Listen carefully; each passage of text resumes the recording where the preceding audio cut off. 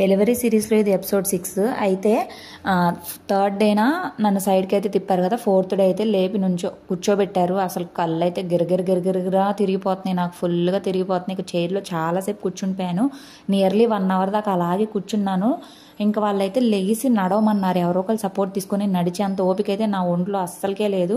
ఇంకా ఆ రోజు ఫుడ్ కూడా అయితే పెట్టమన్నారు. అయితే రసం అన్నం పెట్టమన్నారు. నాకు రసము అన్నం అయితే పెట్టాలి.